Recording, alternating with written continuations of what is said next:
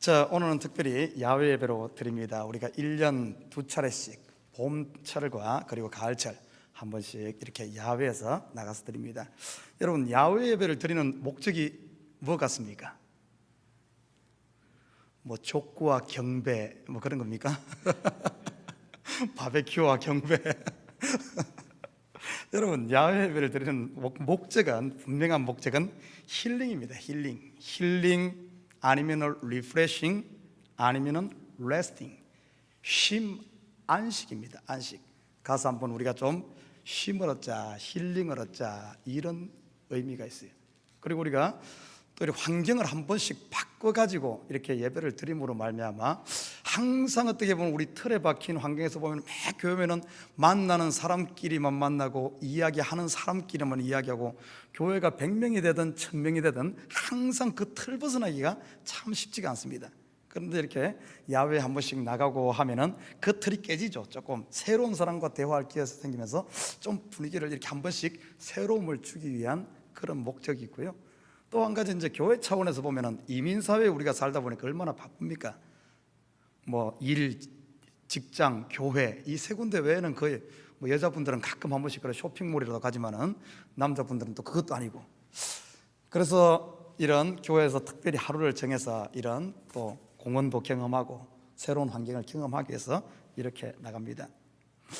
자, 성경적으로 보면은 힐링이나 리프레싱이나 이 레스팅이나 이 같은 말로 표현할 수가 있어요. 안식이라는 단어로 표현할 수가 있습니다.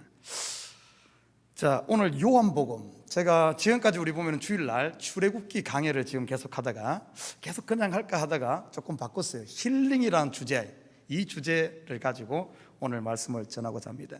요한복음에 보면 7 표적이 소개되고 있습니다. 여러분, 요한복음에 나타난 7가지 표적, 제일 먼저 나온 표적이 뭐죠? 요한복음 2장에 보면은 가나 혼인잔치. 두 번째 나온 표적이 가버나움에 있는 왕의 신하의 아들을 고치는 표적.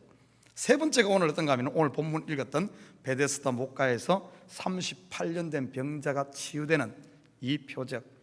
그리고 네 번째가 오병이어, 다섯 번째가 물 위를 걸어오시는 예수님, 여섯 번째가 날 때부터 소경된 자를 고치는 표적, 마지막이 죽은 나사로를 살리는 표적.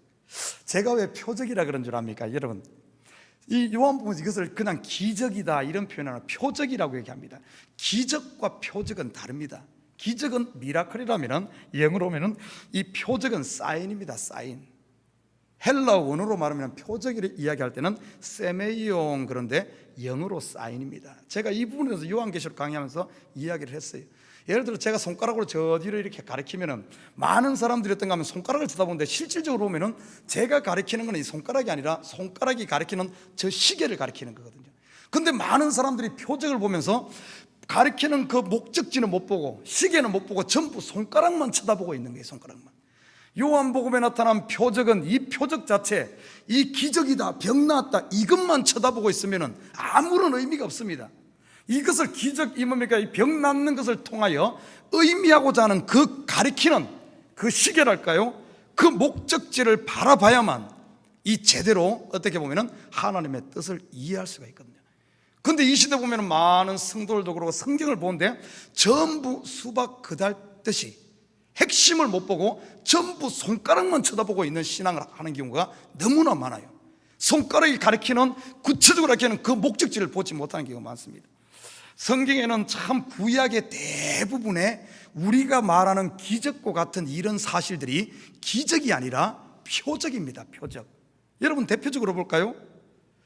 요나가 물고기 뱃속에 들어갔다가 3일 만에 살아나죠. 그것을 예수님께서 어떻게 이야기합니까? 요나의 기적을 보라 이야기합니까? 아니면은 요나의 표적을 보라 이야기합니까? 그러면 어떤가 하면 요나가 물고기 뱃속에서 들어갔다 나온 이 사건, 우리가 만약에 이것을 손가락 끝처럼 하나님의 뜻을 제대로 알지 못하면은 많은 사람들이 엉뚱한데 방향이 전혀 딴 데에서 헤매고 있어요. 요나를 삼킨 물고기가 고래다, 상어다, 아니다, 오징어다, 대왕 오징어다, 뭐 이런 식으로 하면서 그것이 아니 전부 그런 식으로 싸우는 거예요. 그리고 사람이 물고기 뱃속에 들어가서 질식가 한데 어떻게 살 수 있냐, 그게 진짜다 가짜다, 지어낸 이야기다 신화다, 여기에서 헤매는 겁니다. 그런데 사실은 보면 그게 아니잖아요. 그걸 통해서, 그 사건을 통해서 하나님께서 말씀하시고서 하시는 것은 뭡니까? 불순종에 대한 심판과 물고기 뱃속을 통하여 이 죽음이라는 죄의 결과, 불순종의 결과가 죽음이고 무덤이라는 사실. 근데 그게 끝이 아니라 요나가 거의 살아남으로 말미암아 십자가 부활, 예수 그리스도께서 죽음으로 끝이 아니라 다시 살아날 것이라는 부활이라는 이것이 핵심인데, 이것은 못 보고 상어다, 고래다, 진짜다, 가짜다 이렇게 되는 겁니다. 성경에 그런 이야기가 너무 많아요. 제가 지난주 EM 설교를 하면서 노아의 방주에 대해서 이야기를 했습니다. 여러분, 노아의 방주도 표적입니다. 표적. 이것을 못 보면 전부 어떻게 보는 줄 압니까? 홍수가 있었다 없었다, 노아가 어떻게 그 큰 방주를 지을 수 있냐, 못 짓는다, 만약에 지었다 할지라도 그 속에 그 많은 동물들이 들어간다 못 들어간다. 정확하게 노아의 방주에 377일을 그 방주 안에 있었는데, 아니 그 많은 동물들을 노아 8식구가 똥은 어떻게 다 치웠냐, 못 치웠다 치웠다, 이런 엉뚱한 데서 헤매는 거예요. 헤매는 거. 그러나 그 실체를 알게 되면 뭡니까? 노아의 홍수 또한 십자가 심판과 그리스도를 통한 부활, 생명 아닙니까? 심판과 생명, 부활 아닙니까? 이 실체를 못 보면 다르게. 그뿐만 아닙니다. 성경에 이런 이야기 많이 나와요. 성경에 보십시오. 여러분도 잘 아는 에덴 동산, 에덴 동산도 표적입니다. 여러분, 이 표적을 못 보니까 요즘에 또 어떤 사람들은 에덴 동산을 찾아 나선 사람도 있어. 그러면서 에덴 동산이 있었다 없었다 멍뚱한 소리하고 이런. 여러분, 에덴 동산은 실체는 뭔 줄 압니까? 성전입니다. 성전. 성전도 표적이에요. 성전의 실체는 예수 그리스도고, 예수 그리스도는 결국에는 성령으로 우리 속에 온 몸 성전을 이야기하는 거죠. 성경을 바른 선악과와 생명과, 이것도 표적입니다. 제가 이 부분에 대해서는 전번에 한번 설교를 했어요. 선악과와 생명과의 실체를 보고 그냥 그 눈에 보이는 것, 수박 그달기 시계 그것만 보면 뭐라 그런 줄 알아요? 선악과가 사과다 복숭아다. 뭐예요? 복숭아도 사고, 그리고 선악과 자체 그 열매 속에 독이 있었다 없었다 뭐 이런데 엉뚱한 논쟁으로 빠지는 거예요. 여러분, 선악과의 실체가 뭡니까? 제가 한번 설명을 했는데, 선악과를 먹게 되면 어떻게 돼요? 선과 악을 분별하는 게 되고, 선악과를 먹고 나니까 어떤 현상이 일어났습니까? 그들의 눈이 밝아져 자기가 수치가 보이잖아요. 자기의 죄가 보여지는 거예요. 우리의 죄를, 속에 숨어있는 죄를 죄가 죄되게 하고 죄를 드러내는 게 뭡니까? 로마서에 보면은 율법이죠. 율법. 하나님의 법이 없을 때는 내가 죄를 지어도 법이 없기 때문에 죄인임에도 죄인인지를 몰라.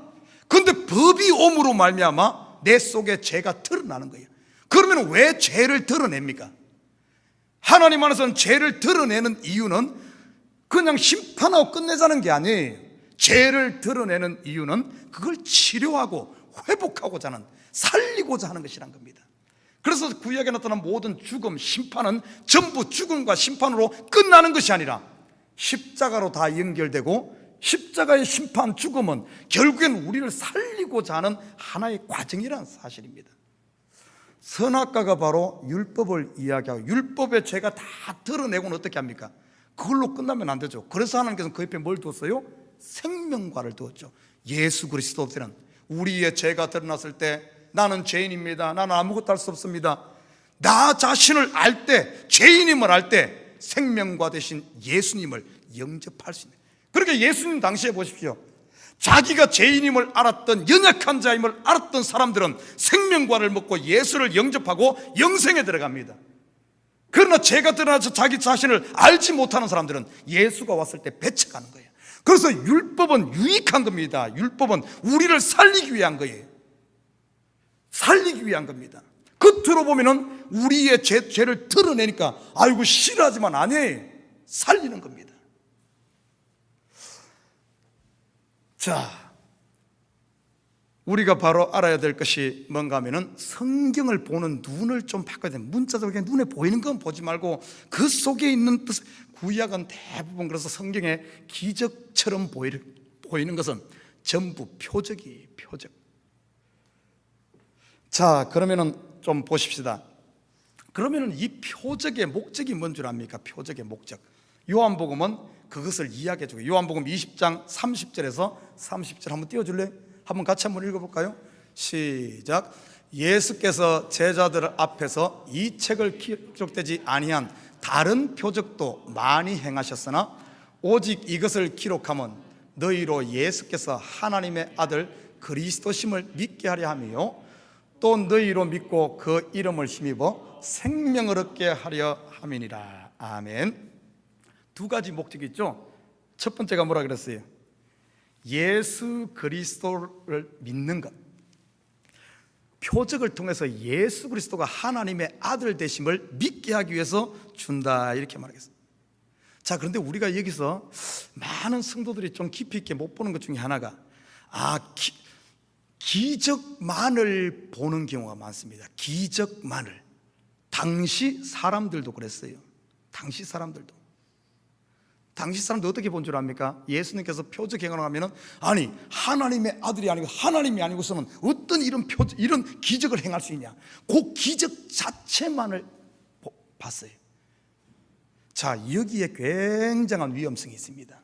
지금도 이 시대 보면은 기적만 일어나면은 하나님의 능력, 기적만 보는 사람은 기적만 일어나면은 하나님의 능력으로 봅니다. 그런데 안타깝게도 하나님만 기적을 일으킨 게 아니고 성경에도 보니까 바로의 술사들도 지팡이를 뱀으로 바꾸는 기적을 행했어요. 그러면 바로의 술사들이 하나님입니까? 자, 성경에 보면 거짓 이단들도 가짜들도 점쟁이들도 기적을 행합니다. 자, 그렇다면 우리가 단순히 기적 자체만을 보고 하나님 예수 그리스도가 하나님의 아들임을 이야기하는 게 아니란 사실입니다. 우리가 이 시대도 보면 기적 자체만의 포커스를 맞추게 되면은 기적이 일어났으면 할렐루야 합니다. 하나님 살아계신 것 같아. 근데 기적이 안 일어나면 어떻습니까? 금방 믿음을 그냥 떠나버려요. 예수님 당시에 오병 이후에 기적이 일어났을 때 그 사람들 그 기적 자체만을 봤어요. 기적 자체만을.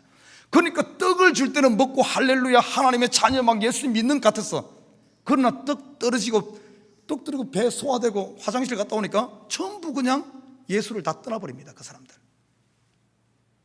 이 시대에도 우리가 단순히 기적 자체만을 보게 되면 병 낫는 것, 복 받는 것, 부자 되는 것, 자녀 잘 되는 것, 요것만 바라보게 되면 잘 될 때는 할렐루야고 혹시 자녀가 잘 됐다가 쫄딱 망해버리면 할렐루야가 아니라 예수를 또 저주하고 떠나는 거예요. 이게 아니란 거죠. 우리는 이 기적 자체에 머물면 안 됩니다. 조금만 더 들어가면은 예수님께서 오늘 이 본문에 말씀했듯이 이것을 기록하면 너희로 예수께서 하나님의 아들 그리스도임을 믿게 한다. 이 말씀에는 어떤 의미가 있는가 하면은 이 말씀에는 우리가 기적 플러스 뭐가 있는가? 알파가 있어. 알파가 뭔가 하면은 이 모든 표적 속에는 언약이 들어있다는 사실이에요. 언약.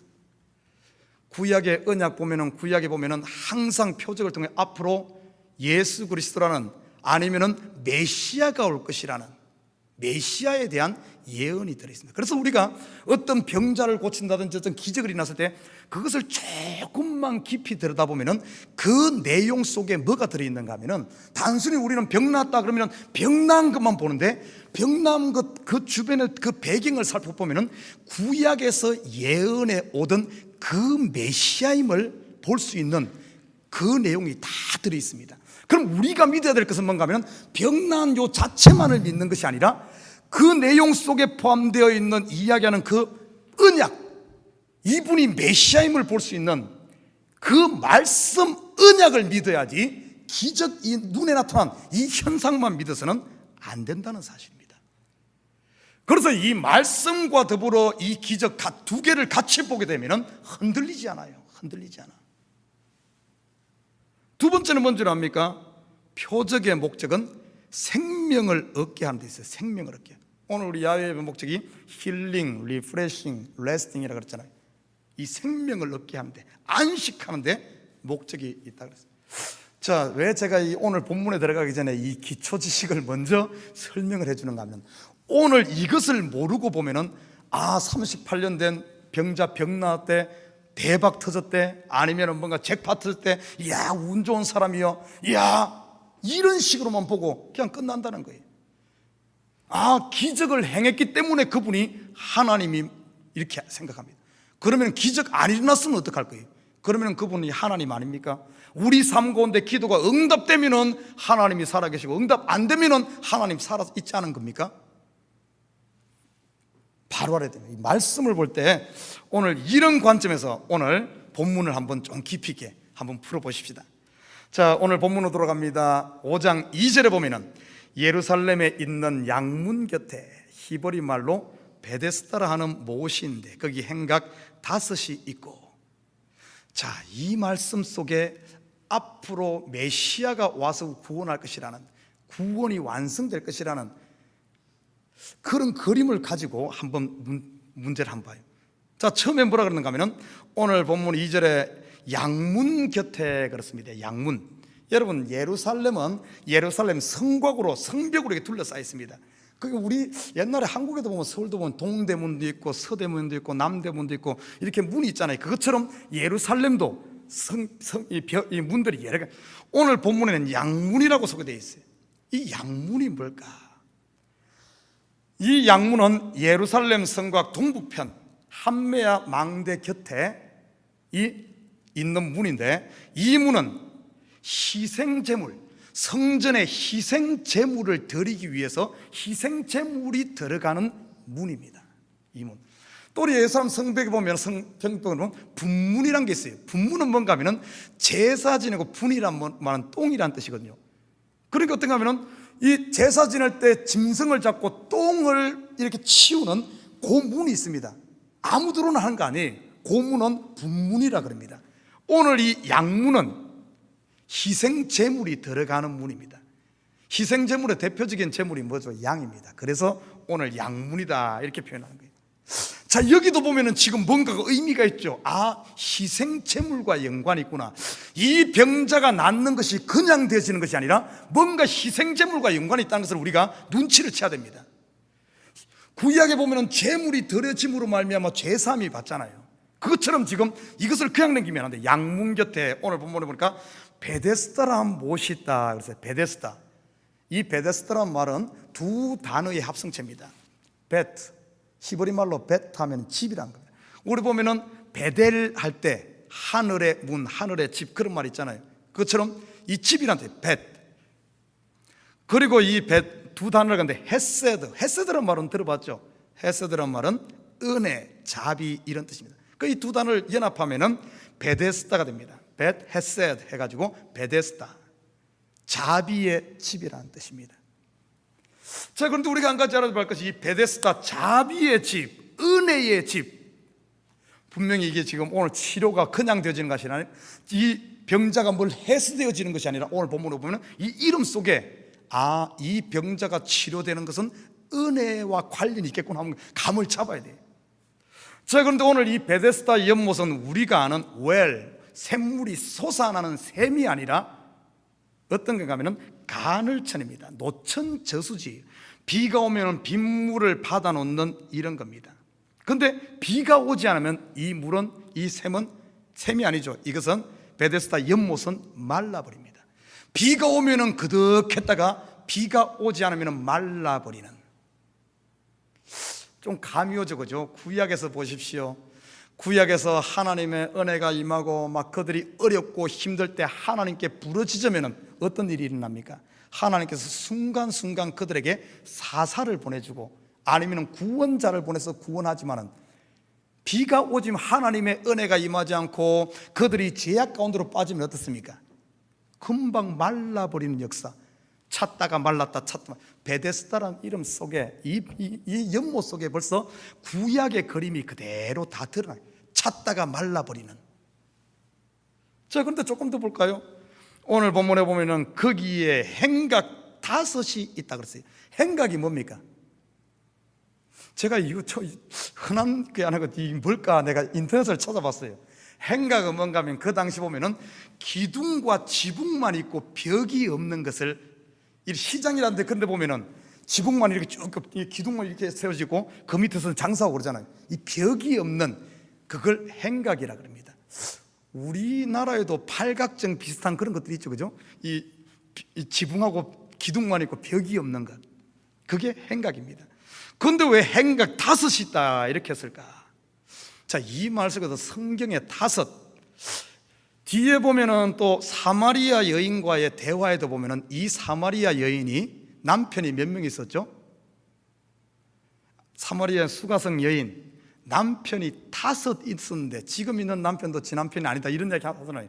성경에 5은 무엇과 관련되어 있는가 하면 모세 오경 율법과 관련이 있다는 사실입니다. 여러분, 지금 이게 그냥 우연이 아니에요. 지금 이걸 통해서 하시고자 하시는, 단순히 병났다 이것으로 끝나지 않고 그 속에 지금 숨은 것을 이야기해주고 있어요. 그런데 보십시오, 행각 5, 행각이란 말은 기둥은 있고 지붕은 있는데 벽이 없어. 벽이 노출돼 있어. 구약이 그렇습니다. 우리 구약 율법이었습니까? 우리들을 노출시키는 거예요. 노출시키는 거. 그림자입니다. 실체가 아니라 노출시키는 거예요. 벽이 없어. 막아줘야 되는데 안전망이 없어. 그냥 노출시켜 놓는 거예요.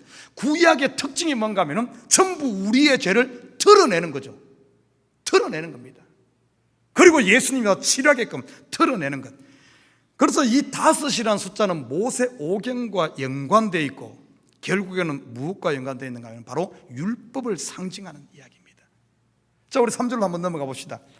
그 안에 많은 병자, 맹인, 다리 저는 자들, 그리고 혈기 마른 사람들이 누워있다 이렇게 표현하고 있습니다. 여러분, 오늘 3종류의 병자가 등장합니다. 맹인, 다리 서는 사람, 혈기 마른 사람. 혈기 마른 사람들은 아마 이 중풍병자를 이야기하는 것 같아요. 공통점이 뭡니까? 공통점. 우리 4절과 연관해서 한번 봅시다. 4절 보면은 이는 천사가 가끔 못에 내려와 물을 움직이게 하는데 움직인 후에 먼저 들어가는 자는 어떤 병에 걸렸든지 낫게 되미르라. 물이 동할 때 먼저 들어가면 낫는데 오늘 지금 남아있는 사람들은 어떤 사람들이에요? 전부 맹인. 물이 동해도 동했는지 안 동했는지 알 수가 없어. 그래서 스스로 들어갈 수가 없죠. 자, 다리 저는 사람, 그냥 뭡니까 팔이 아프다든지 이러면은 쫓아 들어가면 되는데 다리 저니까, 왜냐면 제일 먼저 들어가야 되거든. 제일 먼저 들어가야 돼. 그런데 다리 저니까 제일 먼저 스스로 들어갈 수 없어. 중풍병자, 혼자 움직일 수 없는, 쉽게 말해 누군가의 도움이 없이는 전혀 가망성이 없는 사람들만 남아있어요. 자, 이 말은 어떤 의미가 있는지 압니까? 지금 여기 있는, 해필이면 수많은 병자인데 왜 3종류의 이름만 기록을 했을까요? 이 사람들은 소외된 자고 자기 스스로 도저히 소망이 없는 사람임을 아는 사람들. 그리고 좀 더 보십시다. 그리고 좀 더 봐요. 자, 그런데 오늘 본문에 뭐라고 표현하냐면 물이 동하면은 제일 먼저 들어가는 사람들이 낫는다는 그런 이야기가 있어요. 자, 이것이 실제로 그랬는지 아니면은 전해오는 민담인지 아니면은 전설인지는 모르겠어요. 어쨌든 그런 이야기가 있어요. 그래서 물이 동할 때 들어가면은 낫는다. 그래서 그것을 오랫동안 기다리고 있는 거예요. 저는 이 모습을 바라보면서 구약의 하나님의 율법, 하나님의 말씀은 앞으로 너희가 소망이 없지만은 메시아 그가 오면은 너희들을 회복시키고 살릴 것이라는 이 분명한 언약인데, 아마 이때쯤에는 이 언약, 하나님의 율법, 확실한 언약이 이들이 이것을 붙잡지 못하다 보니까 막연한 민담이나 전설처럼 되어버린 것 같아. 신앙이 그냥 막연해져. 언젠가 우리가 힘들지만 지금은 가망이 없지만 언젠가는 뭔 일이 일어날 거예요. 그 메시아가 오늘 이런 식으로 표현되어지고 있다는 사실. 이 시대도 보면 많은 신앙인들이 하나님의 말씀을 분명히 부여잡지 못하고 그냥 막연히 하나님의 말씀을, 언약을 민담이나 전설처럼 믿는 사람들이 많아요. 언젠가는 한 방 터지겠지, 언젠가는 나도 뭔가 잭팟이 될 거예요. 혹시 이런 신앙 갖고 있지 않아요?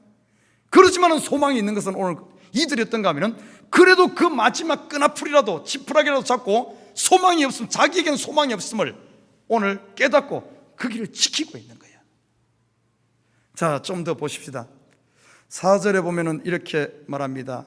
가끔, 4절에 이는 천사가 가끔 못에 내려와 물을 움직이게 한대. 움직인 후에 먼저 들어가는 자는 낫는다. 가끔 천사가 내려와서 물을 동하게 한다 그랬어요. 여러분, 이 이야기는 실제 이야기입니다. 구약에 보면은 이스라엘 가운데 가끔 하나님께서 사사를 보내고 하나님께서 가끔 이런 역사들을 이렇게 살리는 역사들을 일으켰습니다. 이 말은 뭔가 하면 구약이 이 뭡니까? 그림자, 표적 아니면은 이런 것을 보여주고 있어요. 지금은 구약에서는 가끔 하나님께서 그림자로 너희에게 보여주면 앞으로는 실체가 올 것이라는 것을 이런 그림을 통해서 지금 보여주고 있는 그림입니다. 그리고 5절 한번 봐요. 거기 38해 된 병자가 있더라. 여러분, 38년 된 병자. 38하면은 여러분 성경에 어디 생각나는 거 없어요? 38 뭘 38 광땡밖에 생각이 안 납니까? 38 광땡.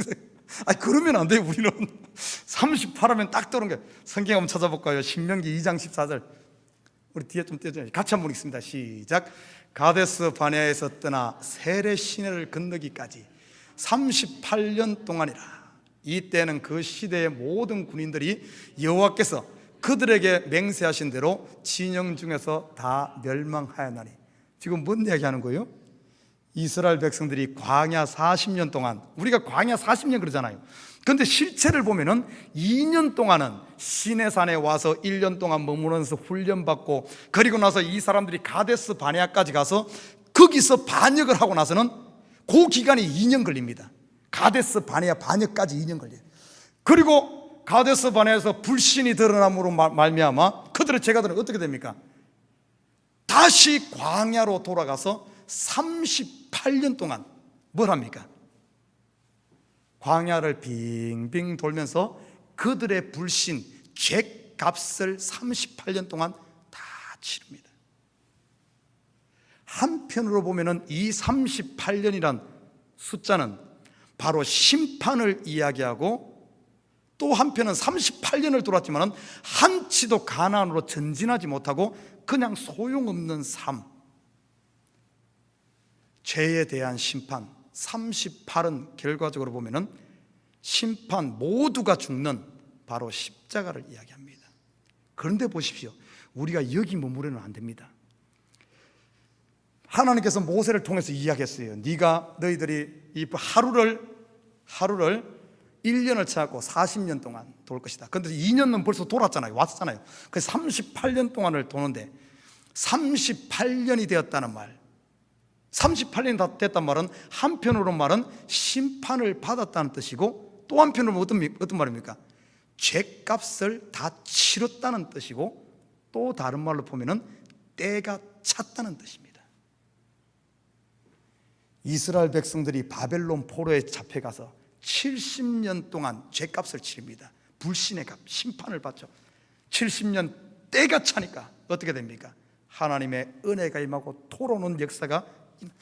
오늘 그 38년 된 병자란 말은 이제 때가 찼다는 거예요. 어떤 때? 네 죄가 사함받은 것, 네가 치료하는 것, 너의 복역의 때가 이제 끝났다는 것, 그것을 보여주는 것이 오늘 38이라는 숫자예요. 비슷한 이야기가 나와요. 여호수아 1장 2절에 보면 이렇게 말합니다. 내 종 모세가 죽었으니, 내 종 모세가 죽었으니 이제 율법의 때가 끝났으니 여호수아에게 너는 이제 이 모든 백성들과 더불어 일어나 오늘 이 병자의 때가 이제는 끝난 거예요. 38년의 죄값이 치러졌으니까 이제는 이 사람은 일어나서 이제는 뭔가 하면은 생명을 누리는 겁니다. 지금 그것을 지금 38년이라는 이런 표현을 써서 이야기해 주고 있어요. 자, 오늘 그러면 지금 1절부터 2절부터 우리가 5절까지 쭉 살펴봤는데, 오늘 2절부터 5절까지가 쭉 이야기하는 게 뭐예요?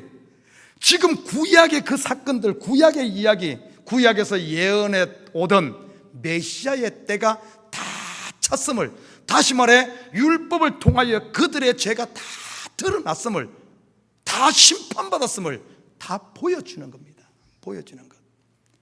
그때 6절에 이제 예수님께서 이렇게 묻습니다.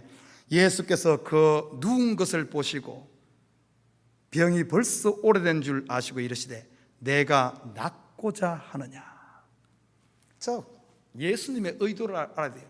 많은 경우에 이것을 못 보니까 지금 이 사람에게 지금 믿음을 요구한다 뭐 이렇게 막 한데, 오늘 이 질문 속에는 어떤 의미가 포함된 줄 압니까?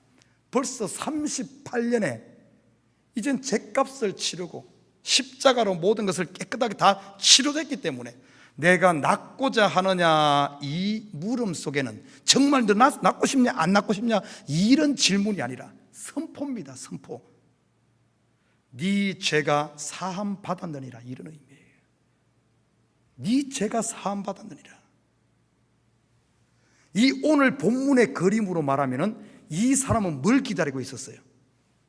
물의 동함을 기다리고 있었죠. 물이 동하면은 들어가려고. 그러면 이 오늘 본문의 그림으로 말하면은 물을 동하게 하는 천사가 지금 여기 와 있느니라, 이 말이에요. 그러면 이렇게 말할 거 아니에요. 아니 그걸로 들어가야 되는데 나를 도와줄 사람이 없어. 이제 뒤에 가면 그런 이야기 나오죠. 그런데 오늘 이 질문 속에는 물을 동하게 하는 천사가, 지금까지는 네가 글로 들어가야지 나왔는데 이제는 물을 동하게 하는 천사가, 그 천사가 네 속으로 찾아왔느니라, 그런 의미예요. 낫고자 하느냐. 이 질문 속에는 또 이런 의미가 있습니다. 네가 들어갈 힘이 없으니 내가 네 속에 들어가마. 이 질문 속에는 내가 너를 치료하였느니라. 그리고 마지막에 한 뜻을 또 깊이 보면은 오늘 9절의 말씀처럼 Go in peace. 이제 완성. 네가 믿고 있던 가끔 내려오는 그 천사가 이제는 가끔이 아니라 이제는 영원토록 함께하는, 구약은 가끔입니다. 가끔. 구약은 왜냐하면 신약의 영혼에 대한 그림자, 맛배기로 보여주는 것이기 때문에 가끔 하나님의 은혜를 통해서 이런 참 영원한 메시아가 올 것을 보여주는 그림자였지만은, 그 가끔 오는 천사가 이제는 영원히 너와 함께하는 임마누엘의 천사, 네가 찾아가는 것이 아니라 그분이 내 속에 들어오는, 찾아오는 천사가 지금 너에게 있느니라, 이런 의미가 있어요. 오늘 이 7절에 보면은 이 사람이 어떻게 대답하는 줄 압니까? 병자가 대답하되 주여 물이 움직일 때, 옛 성경에는 물이 동할 때 그랬죠. 움직일 때 나를 못에 넣어주는 사람이 없어 내가 가는 동안에 다른 사람이 먼저 내려가나이다, 이렇게 말하고 있어요. 자, 얼핏 보면 어떻습니까? 얼핏 보면은 이 사람 넋두리하고 원망하고 불평하는 것처럼 들리죠. 여러분, 이 속에는 단순히 넋두리하고 원망하고 불평하는 이야기가 아닙니다. 좀 더 깊이 봐야 돼요. 성경으로 우리가 조금 더 그 속에 있는 표적 사인으로 실체를 봐야 돼요. 원망 불평이 아니라 어떤 의미인 줄 압니까? 나는 소망이 없는 사람입니다. 이것을 신약적인 언어로 표현하면 나는 죄인입니다. 이제는 나 도와줄 사람 아무도 없습니다. 지금까지는 처음에는 내 힘으로 살려고 하고, 그리고는 누군가의 도움을 통해 살았는데 이제는 어떤가 하면 나를 도와줄 사람 아무도 없습니다.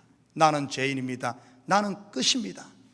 여러분, 이 상태가 어떤 상태인 줄 압니까? 하나님이 손대는 상태예요. 하나님이 손대는.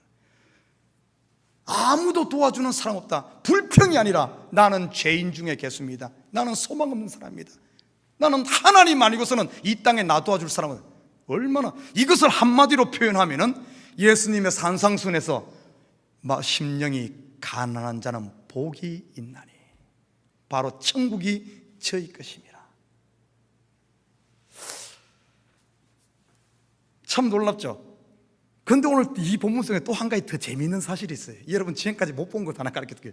오늘 본문에 보면 이 사람이 물이 움직일 때 나를 못에 넣어주는 사람이 없어 내가 가는 동안에 다른 사람이 먼저 들어갑니다. 그러면 분명 다른 사람이 들어갔다는 뜻이죠. 그럼 다른 사람은 어째요? 다른 사람이 들어간 사람들은 나아서 가버렸다는 뜻이죠. 그죠? 그런데 이 말 속에는 굉장히 역설이 있습니다. 그 당시 나아서 간 사람, 스스로 병자임을 깨닫지 못하고 스스로 깨끗해졌다고 생각하고 스스로 나았다고 생각하는 사람들이 누구예요? 이게 진짜 병자인 거예요. 진짜 병자. 그 사람들이 누굽니까? 자기 스스로 의인이라 그러고 자기 스스로 나았다고 하는 바리새인들, 서기관들, 제사장들. 그 사람들은 여기에 없어. 여기에 없어. 진짜가 왔는데, 물을 통해 진짜 치유하는 메시아 예수 그리스도가 왔는데 이 나았다고 생각하는 사람은 전부 다 어디로 가고 없어. 여기 남아있는 사람 병자들만 남아있는 거예요. 근데 이 사람들은 진짜 치료를 받고 스스로 나았다고 생각하고 간 사람들은 조금 있으면 요 뒤에 보면 어떻게 오는 줄 압니까? 예수님 죽이겠다고 돌 들고 이제 예수 죽이러 옵니다. 나았다고 생각하는 사람. 여러분 어때요? 지금 여러분 스스로 나았다고 스스로 나았다고, 스스로 물에 뛰어들어서 스스로 나았다고 생각합니까? 아니면 나는 소망 없는 사람입니다. 오늘 예수님께서 찾아오셨어요. 예수님께 찾아와서 이제 9절에 보면 그 사람이 곧 나아서 자리를 들고 걸어가니라. 근데 참 재밌는 표현, 이 날은 안식일이니. 안식일이니. 이 말 속에는 이제 안식일 논쟁이 계속됩니다만은 안식이, 참된 안식이 임하였음을, 안식일의 주인 되는, 네가 그렇게 기다렸던 안식, 치료, 회복, 그 주인이 이제 우리 가운데 임하였음을 오늘 선포하는 거예요. 안식일이니, 참된 안식이 우리 가운데 찾아왔다는 사실. 사랑하는 우리 식구 여러분, 여러분 지금 예수 그리스도, 물을 동하게 하는 예수 그리스도, 그때는 베데스다 물을 동하겠지만 이 물은 성경에 깊이 들여다보면 영적으로 보면 어떤 줄 아면 지금 우리 마음의 물, 우리 마음의 물, 오늘 예수님께 찾아오셔서 이 말씀 가운데 찾아오셔서 우리 마음이 동하여지면은, 제가 오늘 야외 예배를 준비하면서 우리 서로 대화 가운데 하나님의 은혜가 우리 속에서 동하여지면은, 물이 동하여지면, 우리 마음이 동하여지면은 말씀 가운데, 대화 가운데, 하나님 만든 창조 가운데 은혜로다, 은혜로다, 은혜로다, 모든 게 은혜로다, 이 마음이 동하여지는 그 자체가 여러분 힐링이요, 리프레싱이요, 안식인 줄 믿습니다. 우리가 이제는 들어가는 것 아니에요. 나는 너보다 조금 나아서 내가 먼저 뛰어드는 것 아닙니다. 우리가 하는 것은 나에게 소망이 없음을, 내 힘으로 할 수 없음을 깨닫고, 여러분 38년 찼어요. 진작 찼습니다. 때가 찼어요. 예수님 지금 우리에게 찾아오십니다. 지금 와 계셔요. 하나님의 말씀 가운데, 하나님 말씀 가운데, 우리가 매일매일 산 가운데 우리의 마음이 움직이는, 좀 감동이 있는, 은혜가 있는 여러분 되시기를 주님을 부탁드립니다. 그게 바로 치료, 그게 안식이고, 그 안식이 결국에는 보면 성경 요한계시록의 언어로 보면은 천년 왕국이고 하나님과 함께 왕노릇하는 세계예요. 오늘 저와 여러분 아마 일부 예배 나오신 분들은 야예배를 이렇게 사정이 있어 이제 못 가시는 분들 같아요. 괜찮아요. 괜찮아요. 여러분 매일매일 삶 가운데 우리에게 찾아오신 예수님, 내가 찾아가는 것이 아니라 찾아오신 예수님, 이 예수님의 음성이 들려지길 바랍니다. 네 복역의 때가 끝났느니라. 네가 낫고자 하느냐. 네 죄 사함을 받았느니라. 너는 이제 내 자녀이니라. 언제까지? 다른 물을 바라보며 여전히 자기 자신 율법을 바라보며 자기를 의지하면서 물 동하기만을 쳐다보고 있을 겁니까? 내 속에서 지금 물이 동하고 있는데, 예수님이 내 속에 임마누엘로 왔는데, 영원토록 우리와 함께 하는데, 사랑하는 우리 식구 여러분, 오늘 하루 이 한 주간도 이 은혜의 물이 동해서 여러분 꼭 야외에 안 나가더라도 어디 안 가더라도 리프레싱이 되고 매일매일 새로운 이 안식을 누리는 힐링 있는 이 삶이 되기를 주님으로 부탁드립니다.